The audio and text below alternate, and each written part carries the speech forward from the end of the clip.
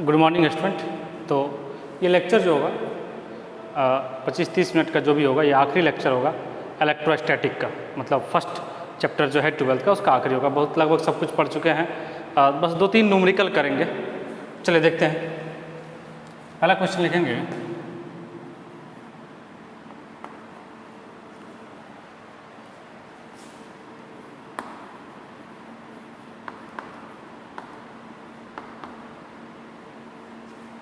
length of an electric dipole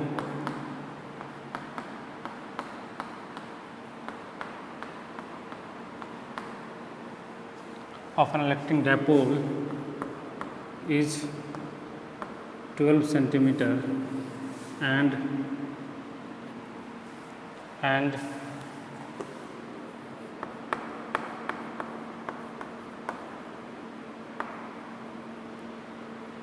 dipole moment is data देख लेते हैं। dipole moment is 2 × 10⁻⁸ coulomb metre. 2 × 10⁻⁸ coulomb metre. Find the electric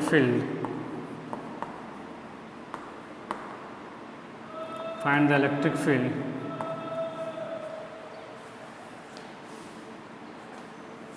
at a distance of 8 centimeter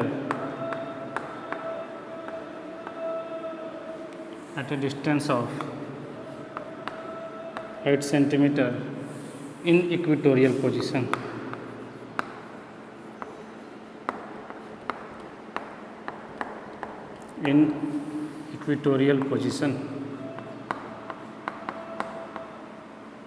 चलिए try करिए, सभी लोग try करिए।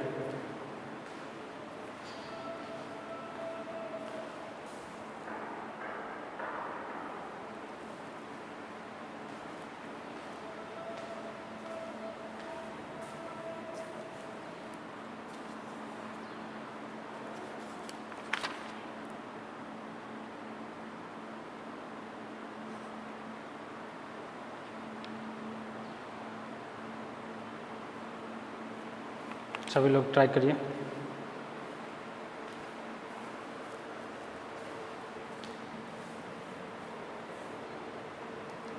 चलिए देखते हैं सॉल्यूशन। सभी लोग बना लिए होंगे सॉल्यूशन।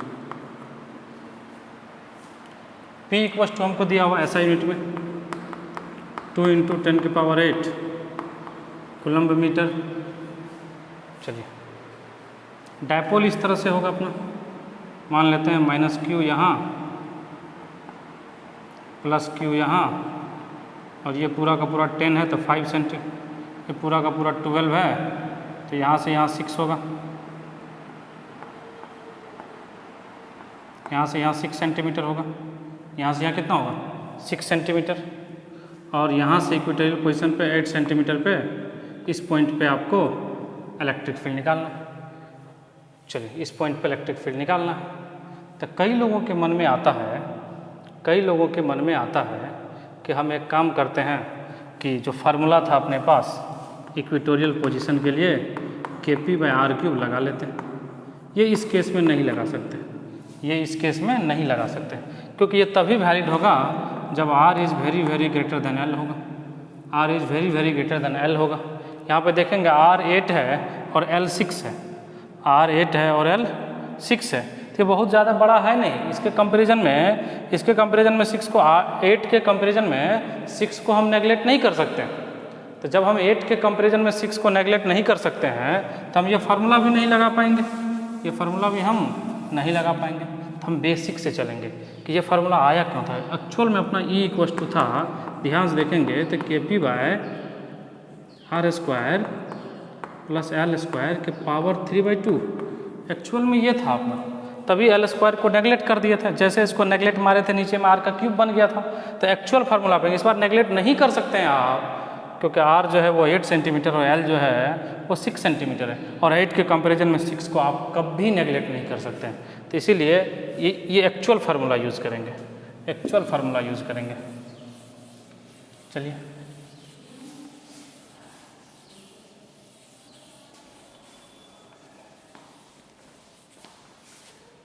तो E इक्वल टू क्या हो जाएगा, के पी, के का वैल्यू बोलिए ऐसा यूनिट में 9 इंटू 10 के पावर 9, पी का वैल्यू दिख रहा है ना सभी लोगों को, पी का वैल्यू 2 इंटू 10 के power 8 divided by r square, r कितना है 8 सेंटीमीटर है, तो 10 के पावर -2 ले लेंगे, 8 इंटू 10 के पावर -2 का स्क्वायर प्लस एल इस पूरे का आधा था, तो ये आधा 6 है,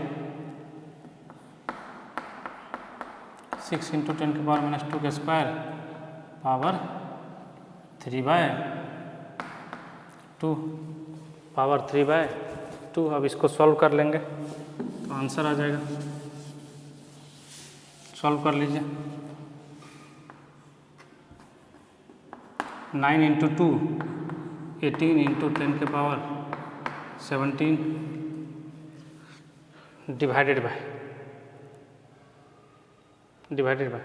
2 इंटू 10 के पावर -8 था या +8, क्वेश्चन में 2 इंटू 10 के पावर -8 था, डायपोल मोमेंट 2 इंटू 10 के पावर -8 दिया हुआ क्वेश्चन में, देख लीजिएगा।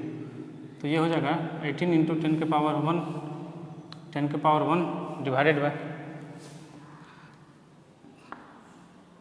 8 इंटू 10 के पावर 8 का स्क्वायर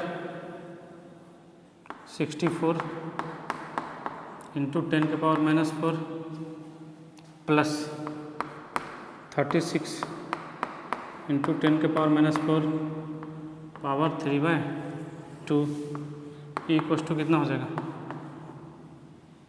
180 डिवाइडेड बाय 10 के पावर -4 दोनों में है, कॉमन हो जाएगा, तो 10 के पावर -4 के पावर 3/2 कॉमन अंदर में क्या बचेगा 64 36 100 के पावर 3/2 इक्वल टू क्या हो जाएगा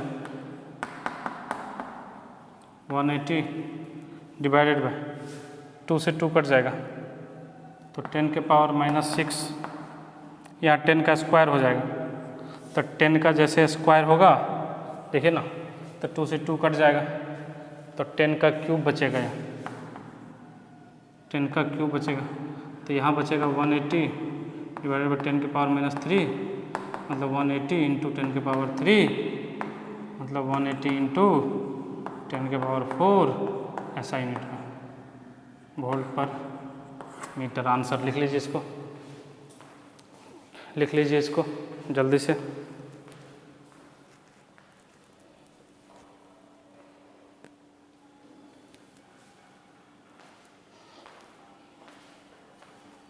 जल्दी से लिख लीजिए।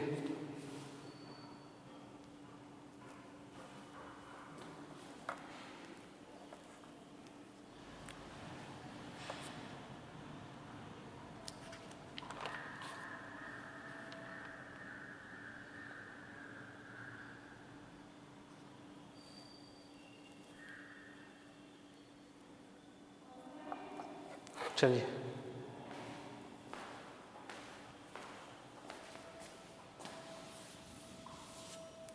लिख लिए, मिटा दें। चलिए पता चल गया, नेगलेक्ट नहीं कर सकते इसलिए इस तरह से बनाएंगे।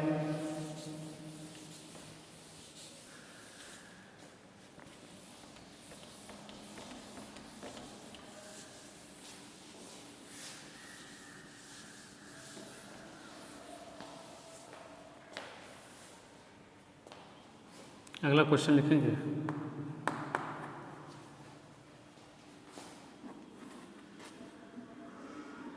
यहाँ माइनस क्यू है, यहाँ क्यू है, इसके इक्वेटोरियल पोजीशन से है 60 डिग्री का एंगल बना रहा है, ये मिड पॉइंट से, ये एल है, ये भी इधर एल है। बताना इस पॉइंट पे, पॉइंट ए पे, पॉइंट ए पे एंगल बिटवीन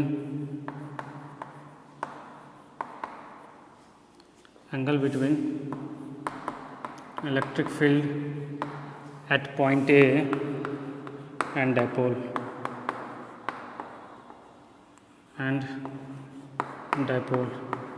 मतलब डायपोल और electric field at point A के बीच, दोनों के बीच का एंगल बताना है, दोनों के बीच का एंगल बताना है। चलिए एक बार ट्राई करिए।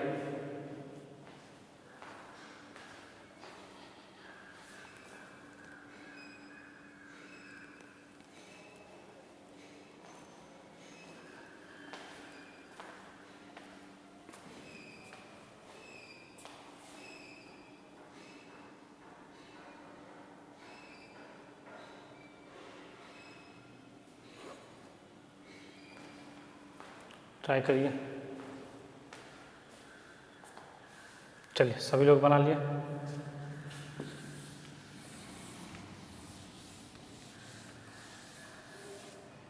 सभी लोग बना लिए। चलिए देखते हैं। इस लाइन को वर्चुअली आगे खींच लेते हैं। तो यहाँ से इलेक्ट्रिक फील्ड ई इधर की तरफ बना था और ये एंगल अल्फ़ा आपने लोग फार्मूला पढ़े थे, tan alpha equals to tan theta divided by 2, tan alpha equals to tan theta divided by 2। ये पहले से पढ़ चुके हैं अपने लोग। Tan alpha equals to tan theta divided by 2, tan theta कितना है 1060 डिवाइडेड बाई 2, 1060 कितना हो गया √3। तो टेन अल्फ़ा इक्वस टू कितना हो गया √3 डिवाइडेड बाई 2। तो अल्फ़ा इक्वस टू कितना हो गया 10 inverse √3 by 2। Alpha equals to कितना हो गया 10 इनवर्स √3 बाई 2। चलिए अब देखते हैं डायपोल का डायरेक्शन किधर है, ये है। डायपोल का डायरेक्शन कौन है, ये है। तो इस पॉइंट पर इलेक्ट्रिक फील्ड इधर और डायपोल का डायरेक्शन इधर होगा और ये एंगल क्या है थीटा। तो ई और पी के बीच का एंगल क्या हो गया थीटा प्लस अल्फ़ा। ई और पी के बीच का एंगल कितना हो गया थीटा प्लस अल्फ़ा। तो angle between E and P, angle between E and P क्या हो गया थीटा प्लस अल्फ़ा। थीटा कितना है 60 डिग्री मतलब π/3। अल्फ़ा कितना है 10 इनवर्स √3 बाय 2।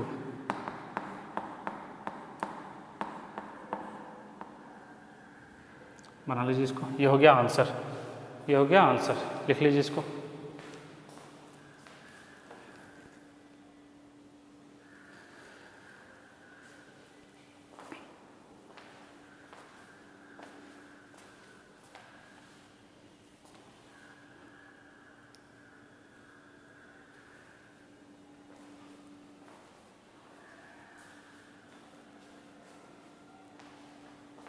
लिख लीजिए। ये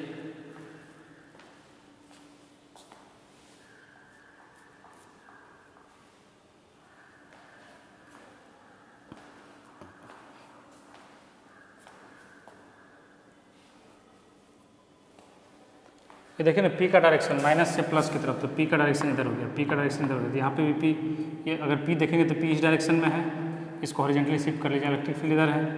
तो दोनों के बीच का एंगल क्या हो गया थीटा प्लस अल्फ़ा। अल्फ़ा पहले निकाल चुके हैं, थीटा पता है 60 डिग्री। 60 डिग्री को रेडियन में रखेंगे तो π/3। चलिए लिख लिए, मिटा दें। चलिए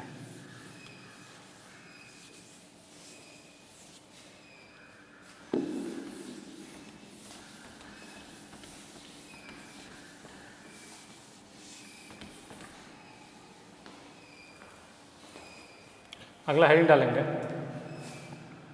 motion of A charge particle.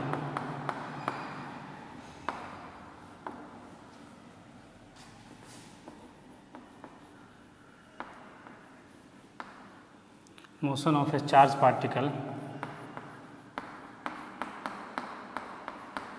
In uniform magnetic field, sorry electric field.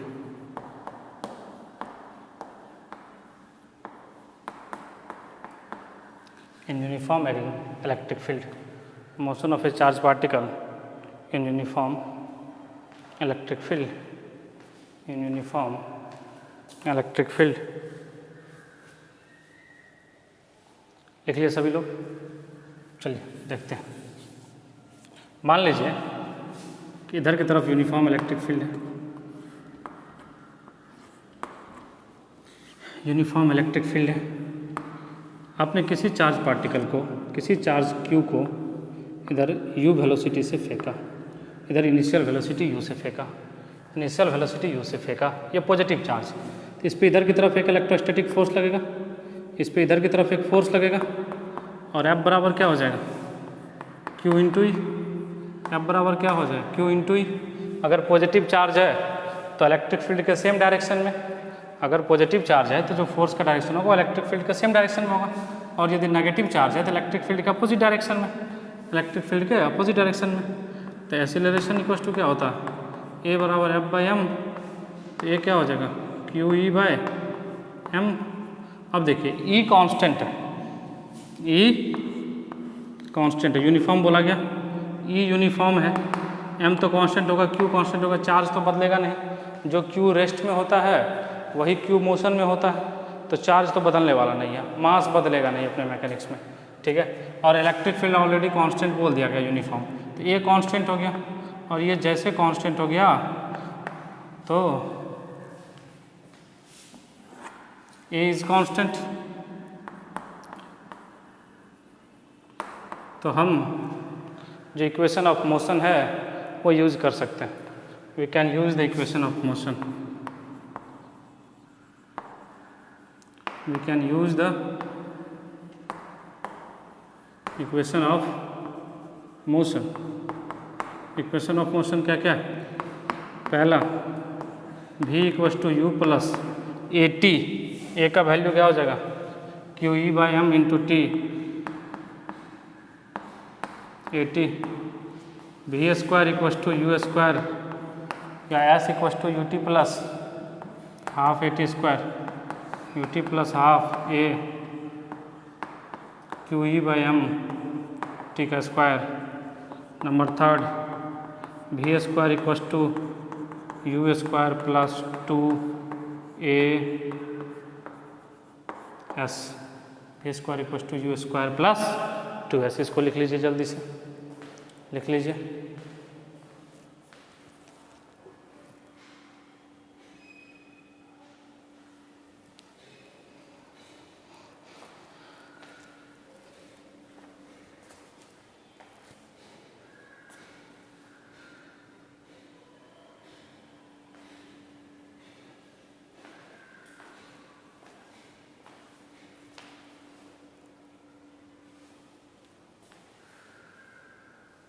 लिख लिया, चलिए मिटा देते हैं। इस तरह के क्वेश्चन एनसीईआरटी में भी डाला गया, सभी लोग सॉल्व कर लीजिएगा, सभी लोग सॉल्व कर लीजिएगा। जिनको डाउट होगा वो पूछ सकते हैं कमेंट सेक्शन में या डायरेक्ट व्हाट्सएप पे। जिसको भी डाउट होगा वो कमेंट सेक्शन में पूछ सकते हैं या डायरेक्ट व्हाट्सएप पे। चलिए क्वेश्चन करेंगे एक।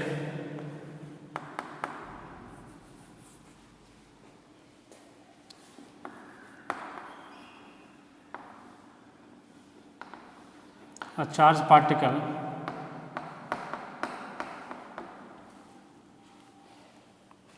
of charge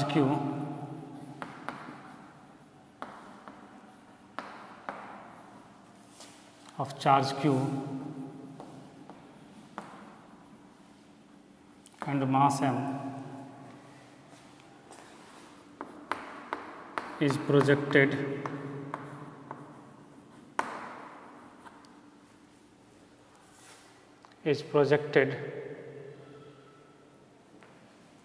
with initial velocity u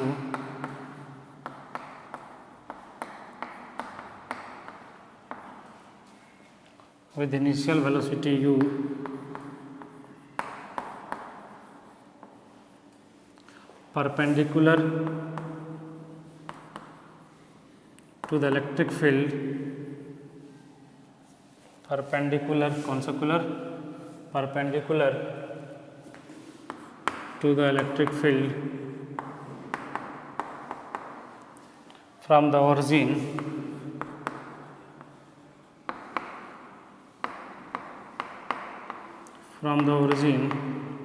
at t equals to 0, at t equals to 0. Then find the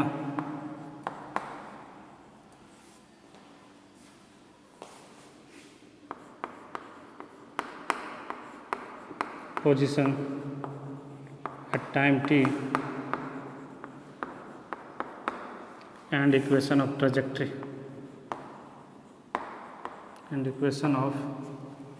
trajectory चलिए ट्राई करिए एक बार, 5-10 सेकेंड में ट्राई करिए।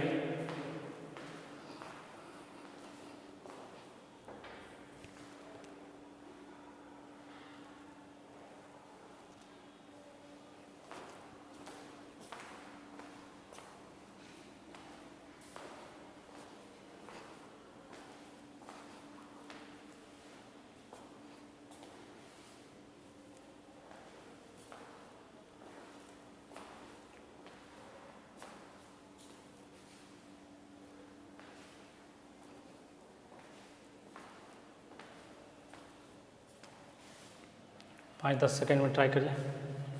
चलिए कर लिए सभी लोग, चलिए इसको मिटा देते हैं।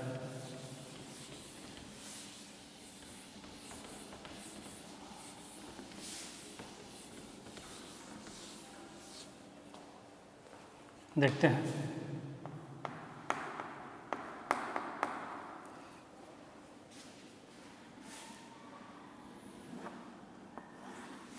ये मान लीजिए एक्स एक्सिस, ये मान लीजिए वाई एक्सिस, इलेक्ट्रिक फील्ड मान लीजिए ऊपर की तरफ है।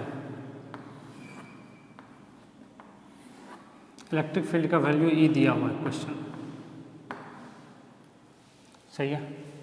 यहाँ ओरिजिन से यू वेलोसिटी से इधर की तरफ फेंकें तो ऐसे घूम जाएगा, ये ऐसे घूम जाएगा। किसी टाइम टी पे मान लेते हैं इसका position x comma y, after time t इसका पोजीशन एक्स कॉमा वाई। देखिएगा जो इलेक्ट्रोस्टैटिक फोर्स लगेगा, Q इंटू ई, वो लगेगा इन वाई डायरेक्शन, सही है। एक्स डायरेक्शन में कोई फोर्स नहीं लगेगा, तो ए जो हो जाएगा वाई डायरेक्शन में, ए वाई इक्वस टू क्या हो जाएगा, ए वाई इक्वस टू मतलब acceleration q e divided by m, सही है। चलिए, और इनिशियल वेलोसिटी वाई डायरेक्शन में क्या हो जाएगा, 0, क्योंकि हमने तो फेंका है एक्स डायरेक्शन में, तो वाई डायरेक्शन में इनिशियल वेलोसिटी क्या हो जाएगा, 0। वाई डायरेक्शन में एक्सीलरेशन क्या हो जाएगा, q e by m, y direction में एक्सीलरेशन क्या हो जाएगा, क्यू ई बाई एम। चलिए बहुत अच्छा, इक्वेशन ऑफ मोशन लगा लीजिए, s equals to u t plus half a t square, u t plus after time t, तो ये तो 0 हो जाएगा वाई डायरेक्शन में, तो वाई इक्वस टू क्या बन जाएगा, half q e by m t का स्क्वायर। चलिए एक्स के लिए भी बात कर लेते हैं, in x direction force equals to 0, इसीलिए एक्सीलरेशन इक्वस टू 0 और u इक्वस टू यू है, तो s equals to u t plus half a t square से क्या हो जाएगा, x equals to u into t, यही हो जाएगा, x equals to u into t, x equals to लिखिए यहाँ तक, x equals to u into t. फिर क्या करेंगे, यहाँ से t का वैल्यू उठा के उधर फेंकेंगे। चलिए जल्दी से लिखिए यहाँ तक,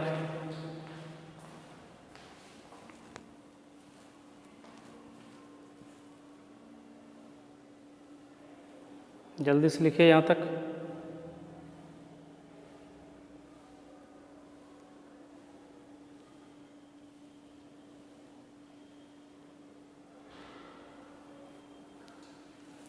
लिख लिए, चलिए देखते हैं। तो यहाँ से t इक्वस टू क्या हो जाएगा, x बाई यू। अच्छा पोजीशन पूछेगा, पोजीशन पूछा था, तो x कोमा वाई क्या हो गया, आफ्टर टाइम t पोजीशन क्या हो गया, इधर मिटा देते हैं। After time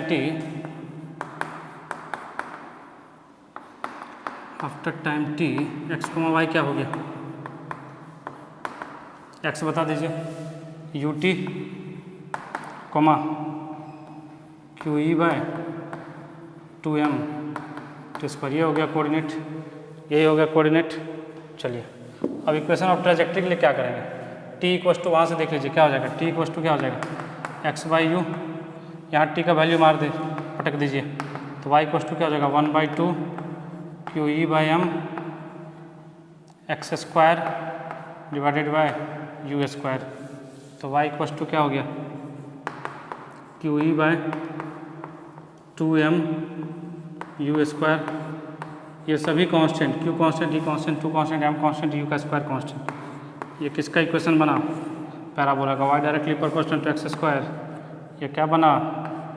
parabola. कौन सा बोला? पैराबोला। लिख लीजिए इक्वेशन ऑफ ट्रैजेक्टरी जो है वो पैराबोला आया। इक्वेशन ऑफ ट्रैजेक्टरी जो है वो पैराबोला आया।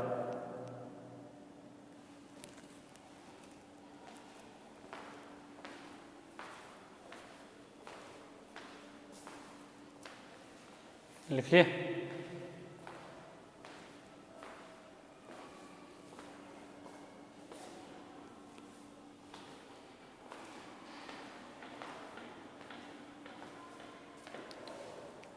लिख लिए। चलिए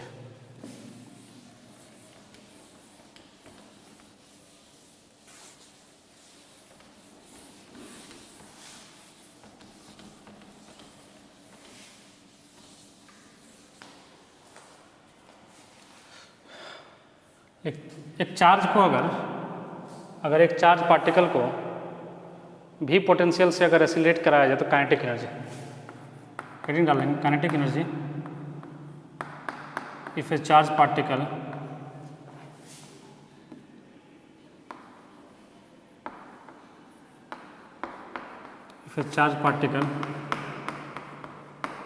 is accelerate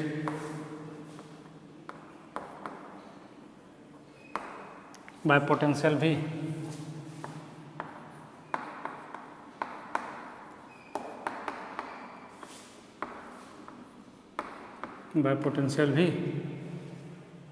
ठीक है।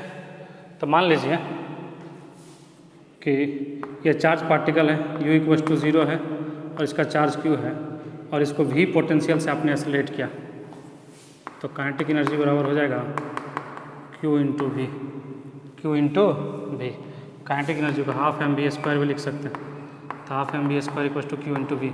ये भी पोटेंशियल है, कैपिटल भी पोटेंशियल, स्मॉल v जो है वो वेलोसिटी है। तो v² इक्वल टू आप ये भी लिख सकते हैं 2qv/m। तो v इक्वल टू आप ये भी लिख सकते हैं 2qv/m। ये वेलोसिटी हो जाएगी। ये भी पोटेंशियल है, चलिए इसको लिख लीजिए,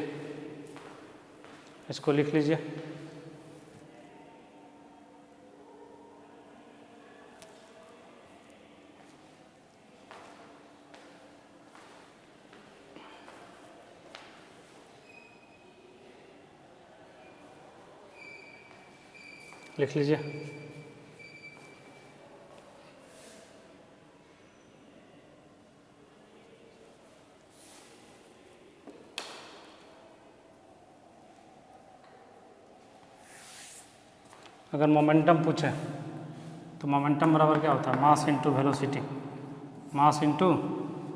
वेलोसिटी। अच्छा इसी को देखिए ना, चलिए momentum equal to mass into velocity. Momentum equal to और कुछ भी लिख सकते हैं। हाँ, काइनेटिक एनर्जी इक्वल टू क्या लिख सकते हैं?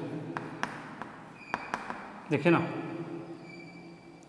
p²/2m। ध्यान दीजिए ना, p का स्क्वायर क्या हो जाएगा? m² divided by 2m। m से m कट गया, mv²/2 हो गया कि नहीं?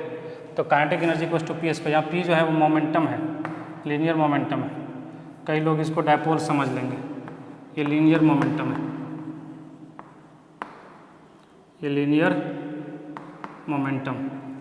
तो p² इक्वल टू क्या हो जाएगा?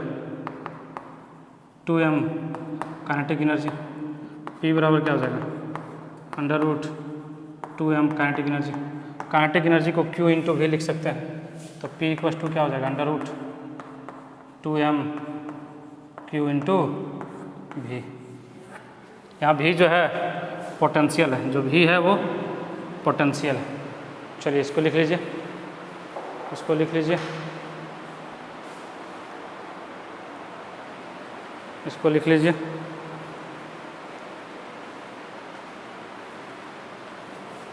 लिख लिए सभी लोग। तो इस तरह से आज अपना क्लास 12 का चैप्टर नंबर 1 जो इलेक्ट्रोस्टैटिक है वो पूरी तरीके से ख़त्म हो गया। नेक्स्ट चैप्टर शुरू करेंगे अपने लोग कैपेसिटर शुरू करेंगे, बहुत ही अच्छा चैप्टर है। तो आप लोगों ने जीवन का कीमती समय दिया, इसके लिए बहुत बहुत धन्यवाद। फिर मिलते हैं नेक्स्ट लेक्चर में, तब तक के लिए बाय।